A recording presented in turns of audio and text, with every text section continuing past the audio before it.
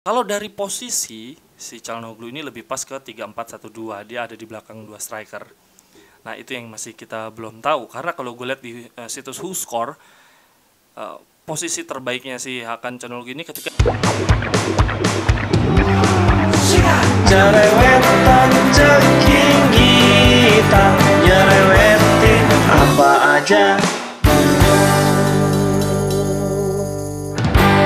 Halo teman-teman, ketemu lagi di Cerewetin Inter. Beberapa video terakhir gue lagi nggak bikin Cerewetin Inter nih karena lagi menikmati Piala Eropa 2020. Tetapi tiba-tiba ada gosip transfer yang harusnya bisa dipercaya karena dari Di Marzio, yaitu Hakan Calhanoglu-nya Milan digosipkan ke Inter untuk mengganti posisi dari Eriksen yang kita nggak tahu nih dia absen sampai kapan. Bahkan kalau dari artikel yang gue baca, apa kan si Eriksen dipasang sesuatu ya di jantungnya, dan itu cuma di Belanda doang yang boleh memperbolehkan pemain turun ke lapangan dengan pemasangan alat di jantung itu, sementara di liga lain nggak boleh. Jadi kita nggak tahu Eriksen baliknya kapan. Yang pasti kita semua pasti berharap yang terbaik untuk Eriksen. Kita balik ke Hakan Calhanoglu. Teman-teman sendiri gimana? Setuju nggak? Kalau gue sejujurnya setuju banget. Kenapa? Karena satu, gratis. Kedua, usianya masih 27 tahun dan dia sudah hafal banget Serie A.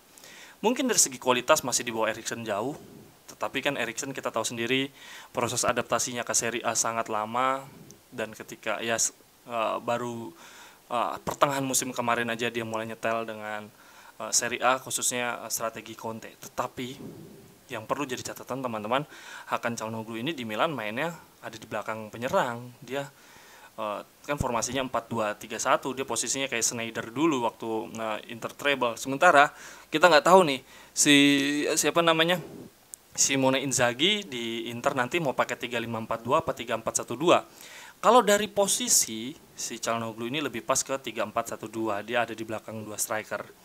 Nah, itu yang masih kita belum tahu. Karena kalau gue lihat di situs WhoScore, posisi terbaiknya si Hakan Calhanoglu ini ketika dia main di attacking midfielder center ya. Bener-bener nggak di tengah banget, tapi bukan sebagai penyerang.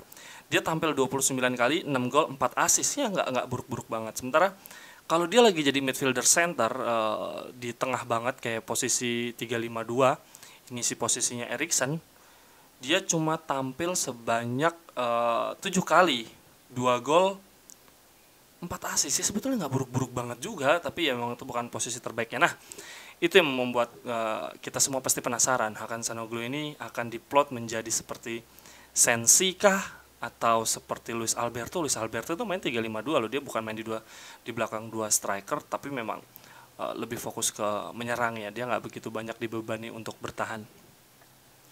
Itu dari gue. Kalau dilihat dari situs WhoScore, kekuatan utama dari Hakan Calhanoglu jelas long shot, crossing, pokoknya set piece dia bagus banget. Waktu di Leverkusen kan juga dia banyak kita lihat cuplikan golnya yang set piece. Umpan, through balls, direct free kick ya. Ya, pokoknya dia emang gelandang serang banget, dan gue sih berharap dia bergabung. Nah, ini akan berdampak bagi strategi transfer Inter berikutnya, karena Hakimi kan sebelumnya diisukan hanya Paris Saint-Germain yang berminat 70 juta euro. Inter masih mereka nawarin 60, si Inter masih kekeh di 80 juta. Itu cash ya, maksudnya nggak ada pertukaran pemain kalau Inter maunya. Nah, Chelsea tadinya nawarin 60 juta plus satu pemain, suruh pilih antara Alonso, Emerson Palmieri atau Kovacic. Tadinya gue berharap Kovacic dong, Brozovic, Barella, Kovacic pasti wah gokil banget. Christensen juga ditawarin, tapi dengan asumsi ada Hakan Calhanoglu, berarti Inter bukan beli Kovacic juga. Kemungkinan kalau ke PSG, ke Chelsea, berarti Hakimi 60 juta euro plus ya Emerson Palmieri. Cuma gue ngeliat nih di Euro, Emerson Palmieri staminanya kacau banget ya, nggak sebagus Spinazzola, padahal sama-sama ringkih sebetulnya. Mungkin karena dia jarang main di Chelsea. Tapi kalau disuruh milih Emerson sama Alonso, gue sih lebih milih Alonso. Tapi kalau disuruh pilih sama Christensen, gue lebih milih Christensen. Biarin aja kita backnya jadinya si De Vrij, kalau menurut gue layak dijual sih. bukannya karena dia yang performa jelek, cuma kita kan emang butuh duit banget, jadi biarin kirinya Bastoni, kanannya Skriniar, tengahnya Christensen. Nanti uangnya De Vrij kita bisa buat beli Gosen, bisa beli pengganti bek kanannya si Hakimi. Kita nih bener-bener butuh 100 juta euro dari uangnya Hakimi plus penjualan kecil-kecil. Baru kita juga butuh duit penjualan untuk beli-beli pemain. Jadi bukan cuma Hakimi yang akan dikorbankan, dan kita butuh mengorbankan pemain bintang lagi untuk beli-beli pemain. Itu sih kalau dari analisis gue. Kalau dari teman-teman sendiri gimana? Kalau gue sih yakin nih Hakan Çalhanoğlu hangat banget nih.